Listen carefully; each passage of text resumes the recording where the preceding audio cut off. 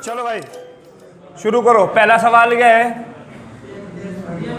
PM cares fund, PM cares fund, बताओ इसके बारे में जरा सब लोग शोर मचा के। किसके लिए है ये?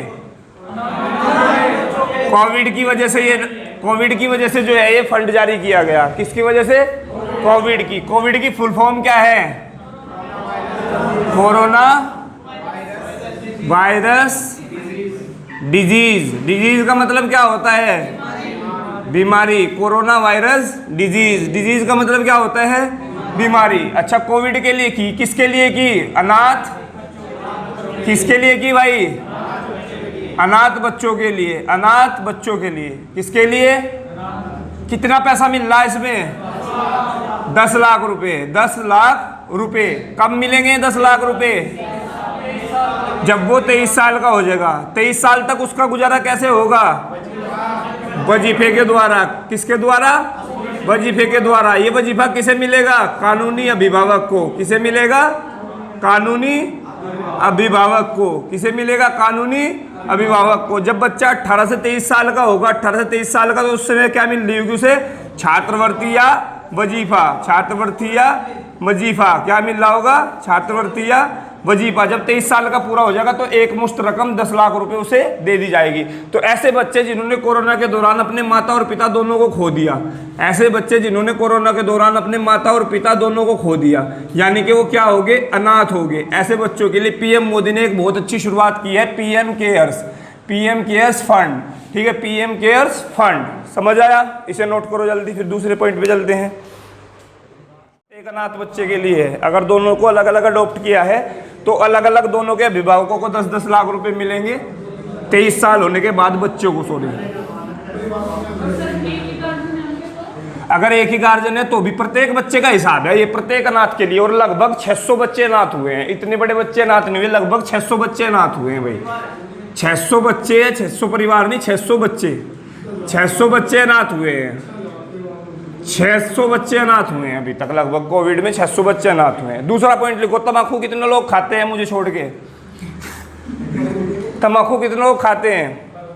सारे ही खाओ, कोई नहीं खाता। तम्बाकू खाना भी नहीं चाहिए, क्योंकि तम्बाकू से क्या होता है भाई? क्या होता है? क्या होता है? कैंसर। दूसरा क्या होता है? त्वचा संबंधी रोग। क्या होता है? त्वचा संबंधी रोग। तीसरा क्या होता है कैंसर से? दांत खराब, दांत खराब। तीसरा क्या होता है? दांत खराब। इस रोग को क्या बोलते हैं? पायरिया। क्या बोलते हैं? पायरिया। इसके अलावा क्या आती है? नपुंसकता। नपुंसकता। आप लोगों में बल नहीं होगा, तेज विहीन होगे। क्या होगा? नपुंसकता, तेज विहीन, बल नहीं होगा बिल्कुल भी। आप लोग युवा कहलाने के लायक नहीं रहोगे अगर तम्बाकू खाओगे। इतने सारे अपराध हैं तम्बाकू खाने के। अब तम्बाकू का क्या है? तम्बाकू निषेध दिवस कब मनाया जाता है? देखो भाई, 31 मई 2021 को मनाया गया। वैसे मनाया तो हर साल जाता है, लेकिन 31 मई 2021 की खास बात क्या है? ये क्या है? विश्व, बोलो जरा, विश्व तंबाकू निषेध दिवस। विश्व तंबाकू निषेध दिवस। ये क्या है? विश्व तंबाकू निषेध दिवस या नो टोबैको डे। नो तंबाकू डे। तंबाकू का प्रयोग ना करो, नो टोबैको डे। नोट करो भाई इसे।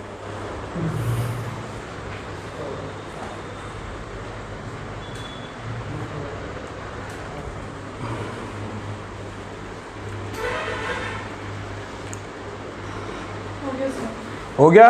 बहुत बढ़िया। बस एक बच्चा बोल दो, मैं मान लूंगा सबके हो गए। कोई भी जो सबसे पहले करेगा वही मेरा टारगेट है। एकदम तुरंत स्पीड से करो, क्योंकि भाई ऑनलाइन भी है, ऑनलाइन के बच्चे वेट नहीं करेंगे, तो स्पीड से लिखा करो थोड़ा थोड़ा। चलो भाई, इसके बाद अगली बात, एक पर्वत का नाम है माउंट एवरेस्ट। एक पर्वत का नाम क्या है? एक पर्वत का नाम क्या है? कहाँ पे है भाई ये? कहाँ पे है ये? नेपाल में। ये क्या है? दुनिया की क्या है भाई? ये दुनिया की इससे बड़ी भी है कोई? दुनिया की सबसे ऊंची चोटी कौन से देश में है? नेपाल में। इसका नाम क्या है? नेपाल में इसे क्या कहा जाता है? नेपाल में इसे क्या कहा जाता है? नेपाल की राजधानी, नेपाल की राजधानी, नेपाल की करेंसी, नेपाल की करेंसी, नेपाल की करेंसी, नेपाली रुपया। नेपाल का मुख्य प्रधानमंत्री ओली है, वो कोली नहीं है, केपी ओली, नेपाल का प्रधानमंत्री केपी ओली। तो ये माउंट एवरेस्ट दुनिया का सबसे बड़ा शिखर है। अब एक 75 साल का आदमी है, 75 साल का अमेरिकी आदमी है जिसका नाम है आर्थर मुइर। क्या नाम है उसका? Arthur Muir. क्या नाम है उसका? Arthur Muir. तो 75 साल की उम्र में इसने एवरेस्ट को फतेह किया। ये सबसे बुजुर्ग व्यक्ति है। इंपॉर्टेंट सवाल है इस बार के करंट का। सबसे बुजुर्ग व्यक्ति जिसने एवरेस्ट को फतेह किया, सबसे बुजुर्ग व्यक्ति जिसने एवरेस्ट को फतेह किया, सबसे बुजुर्ग व्यक्ति आर्थर मुइर। आर्थर मुइर, सबसे बुजुर्ग व्यक्ति आर्थर मुइर जिसने एवरेस्ट को फतेह किया। सबसे बुजुर्ग व्यक्ति आर्थर मुइर जिसने एवरेस्ट को फतेह किया। सबसे बुजुर्ग व्यक्ति आर्थर मुइर जिसने एवरेस्ट को फतेह किया। ठीक है भाई। इससे पहले ये रिकॉर्ड किसके नाम था? बिल बुकरे के नाम। किसके नाम था? बिल बुकरे के नाम। कितने साल का था ये? 67 साल का। कितने साल का? 67 साल का या 65 का? 67 साल का था भाई, 67 साल का। और कब कब बनाया था इसने रिकॉर्ड? ये 2009 में। ठीक है, बिल बुकरे के नाम था। तो ये इंपॉर्टेंट नहीं है पर ये बहुत इंपॉर्टेंट है, इसे नोट करो जल्दी। हार्ड कॉपी दे दिया करो, नोट मत करा करो। ठीक है, कल से हार्ड कॉपी मिल जाया करेगी पीडीएफ की फॉर्म में, या हार्ड कॉपी पूरा पेज ही मिल जाएगा तुम्हें मेरी राइटिंग में। नोट मत किया करो, समझा करो। ठीक है, अब एक एजेंसी है एनआईए। एक एजेंसी क्या है? एनआईए। इसकी फुल फॉर्म क्या है बताना जरा? National intelligence.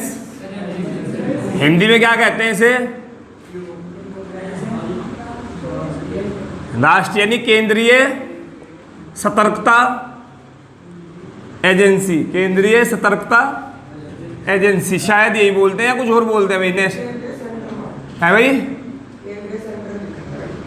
चलो जो भी है लिख लो, नेशनल इंटेलिजेंस एजेंसी। अब इसका जो डीजी है भाई, इसका जो वर्तमान डीजी है वो 6 महीने में रिटायर होने वाला। कितने महीने में?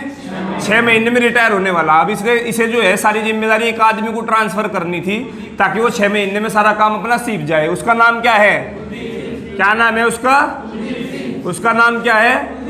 और वर्तमान में किस पोस्ट पे है? सीआरपीएफ का महानिदेशक। सीआरपीएफ का महानिदेशक। सीआरपीएफ का ये फोर्स एशिया की सबसे बड़ी अर्धसैनिक बल फोर्स है। एशिया की सबसे बड़ी अर्धसैनिक बल, एशिया के सबसे बड़े अर्धसैनिक बलों में से एक, सबसे बड़ी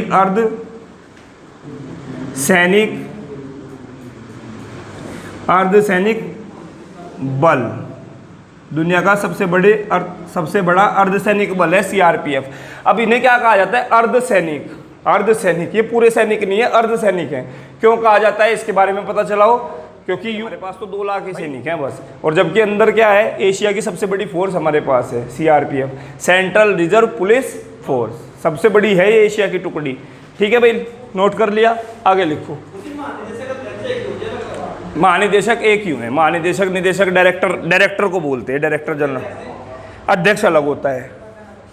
ऐसे क्वेश्चन ना पूछा करो, ये बाद में पूछा करो, वीडियो चल रही है। महानिदेशक निदेशक तैयारी कर रहे हो, तुम्हारा एक स्टेटस है, स्टैंडर्ड है या नहीं? महानिदेशक अध्यक्ष में क्या डिफरेंस है? अध्यक्ष में और प्रेसिडेंट में क्या अध्यक्ष है वो डिफरेंस है, ये बाद में। चलो अब लिखो भाई अगला सवाल। केरल सरकार क्या थी भाई? एक स्कॉलरशिप दिया करती थी। बताओ जरा किसे देती थी? मुस्लिमों को। केरल सरकार किसे देती थी? केरल सरकार एक स्कॉलरशिप देती थी, किसे? मुस्लिमों को। कितने परसेंट? 80%। और ईसाइयों को? अब हाईकोर्ट ने क्या माना? इसे असंवैधानिक। केरल हाईकोर्ट ने इसे क्या माना? केरल हाईकोर्ट ने इसे क्या माना? असंवैधानिक। असंवैधानिक का मतलब ये गलत है, तो ये क्या कर दी गई? रद्द। ये महत्वपूर्ण विषय है, महत्वपूर्ण टॉपिक है। इस स्कॉलरशिप को क्या कर दिया? रद्द। अगर मैं केरल की बात करूं तो केरल की राजधानी तिरुवनंतपुरम। केरल के मुख्यमंत्री क्या भाई? पिनरई विजयन। इसके राज्यपाल हाँ भाई आरिफ मोहम्मद खान। आरिफ मोहम्मद खान या शाह, कुछ भी लगा लो, शाह या खान, आरिफ मोहम्मद शाह या आरिफ मोहम्मद खान। इसके बाद भाई केरल के जो है राज्यपाल हो गया, केरल के मुख्य न्यायाधीश एस मणि कुमार, क्योंकि न्यायाधीश की बात होगी ना हाई कोर्ट, जब हाई कोर्ट ने काम करा तो न्यायाधीश भी पूछ लगता है किसने किया, तो एस मणि कुमार। ठीक है भाई, एस मणि कुमार। लोकसभा सीटें कितनी? लोकसभा, राज्यसभा, राज्यसभा, राज्यसभा, राज्यसभा, लोकसभा, राज्यसभा, मुख्य नृत्य कथकली और मोहिनी अट्टम, कथकली और मोहिनी अट्टम, मुख्य नृत्य कथकली, कथकली और मोहिनी अट्टम। कथक कहाँ का नृत्य है? यूपी का। कथक कहाँ का है? और कथकली कहाँ का है?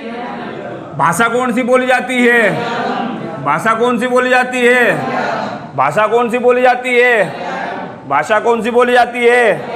सब्जी में एमएसपी देने वाला पहला प्रदेश, सब्जी में एमएसपी देने वाला पहला प्रदेश, सीए का विरोध करने वाला पहला प्रदेश, सीए का विरोध करने वाला पहला प्रदेश, सीए का विरोध करने वाला पहला प्रदेश, सौर ऊर्जा से संचालित पूर्णतः विश्व का पहला एयरपोर्ट, सौर ऊर्जा से संचालित विश्व का पहला एयरपोर्ट कोच्चि। कोच्चि कहाँ है?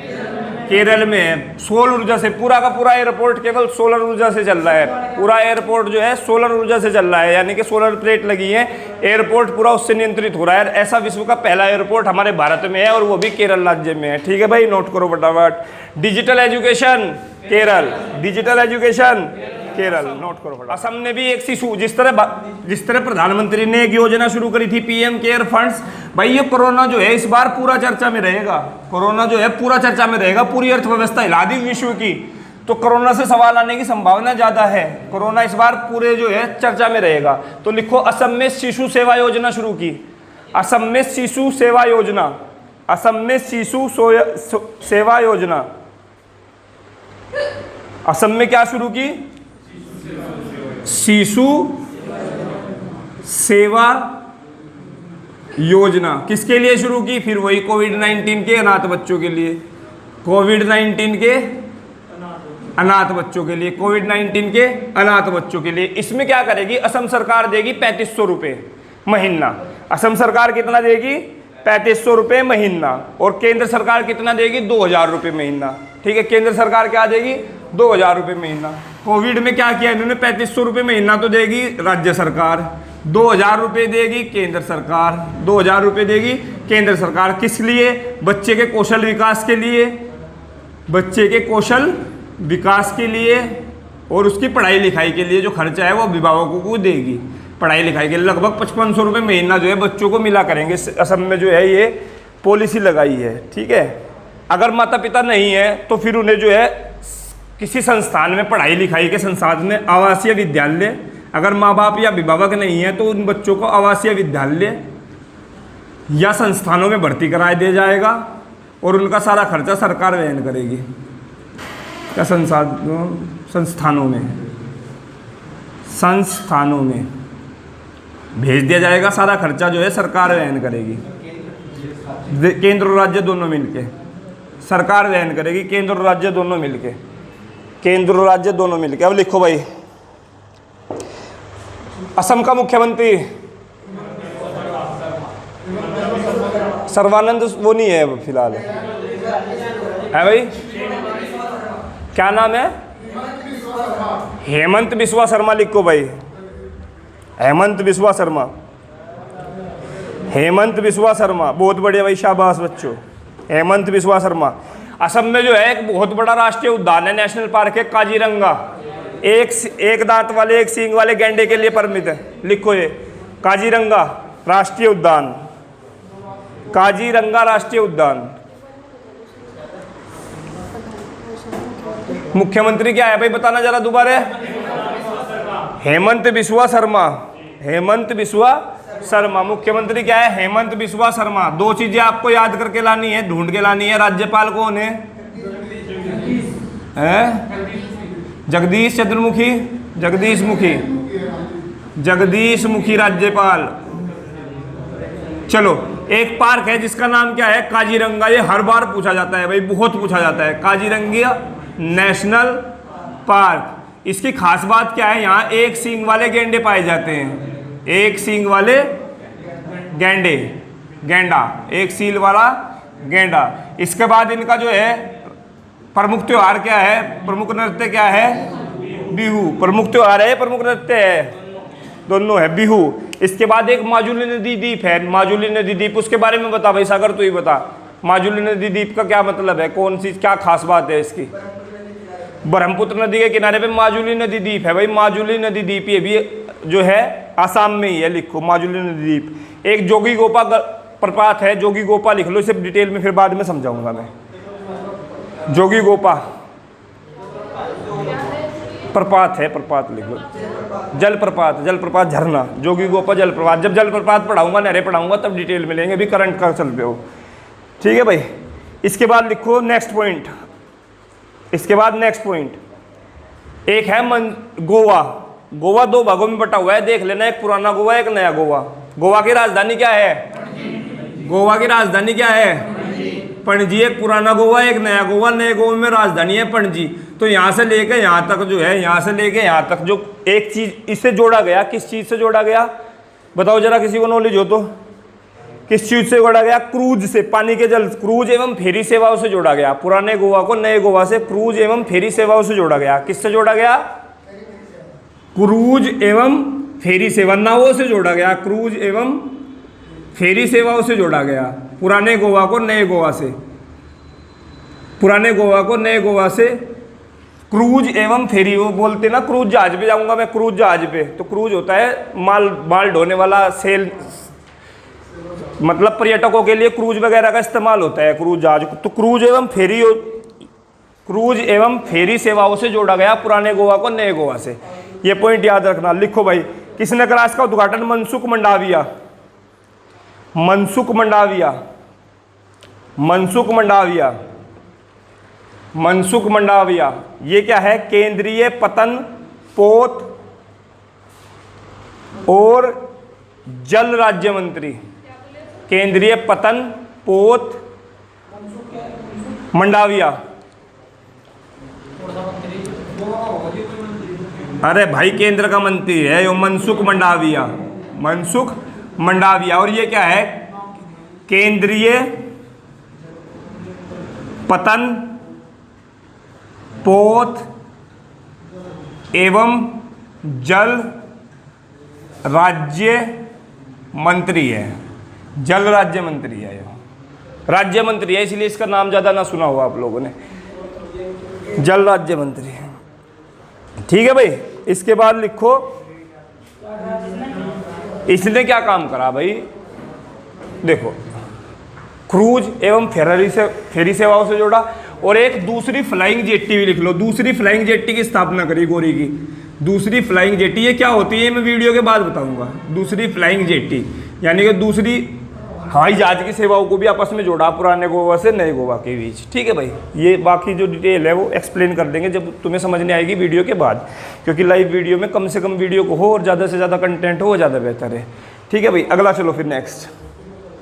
अब लिखो, चीन ने 2 चाइल्ड पॉलिसी खत्म कर दी। चीन में क्या था, 2 से ज़्यादा बच्चे आप नहीं कर सकते, लेकिन अब क्या है, वहाँ बूढ़े हो गए सारे, नए बच्चे जो नए जवान आदमी है वे है ही नहीं, तो 2 चाइल्ड पॉलिसी खत्म कर दी। लिखो, चीन ने 2 चाइल्ड पॉलिसी खत्म कर दी। अब बूढ़े ज़्यादा है वहाँ, बच्चे कम है। जापान को बूढ़ों का देश कहा जाता है, जापान को बूढ़ों का देश कहा जाता है। चीन भी उसी दिशा में हो रहा, तो इसने अपनी 2 चाइल्ड पॉलिसी खत्म कर दी। लिखो, 2 चाइल्ड पॉलिसी खत्म। 60 वर्ष से ज़्यादा व्यक्तियों की जनसंख्या अधिक है, 60 से कम की कम है। 60 वर्ष से ज़्यादा अधिक व्यक्ति हैं, 60 वर्ष से कम कम व्यक्ति हैं। अब काम कौन करेगा, बूढ़ा करेगा या जवान आदमी, 60 से नीचे का जवान। तो चीन को दिक्कत हो रही है। इसके बाद लिखो, 2020 में जो है, 2020 में 12 मिलियन बच्चे पैदा हुए, 12 मिलियन बच्चे चीन में। 2020 में 12 मिलियन बच्चे, मिलियन का मतलब 1 मिलियन का मतलब 10 लाख, 1 मिलियन का मतलब 10 लाख, तो 12 मिलियन बच्चे पैदा हुए चीन में। 12 मिलियन कब हुए, 2020 में। 2020 में 12 मिलियन बच्चे पैदा हुए। जबकि 2019 में कितने मिलियन, 14.6 मिलियन बच्चे पैदा हुए थे। 14.6 मिलियन बच्चे, यानी कि कम से कम लगभग 30-40 लाख बच्चे कम पैदा हुए इस बार 2020 में। ठीक है, तो ये जो वृद्धि दर है ये 18% से 18% कम हुई है, 18% कम। यहाँ पे 14.6 गुणा 10 लाख कर लेना और यहाँ पे 12 गुणा 10 लाख कर लेना, इतने बच्चे कम हो गए। 2019 में ज़्यादा बच्चे थे, 2020 में कम, तो इन्होंने अपनी चाइल्ड पॉलिसी खत्म कर दी, इनको बढ़ाओ भाई जनसंख्या थोड़ी बहुत, कोई समस्या वाली बात नहीं है। ठीक है भाई, चलो ये तो था तुम्हारा करंट अफेयर, ये क्या था तुम्हारा करंट अफेयर। अब देखेंगे स्टैटिक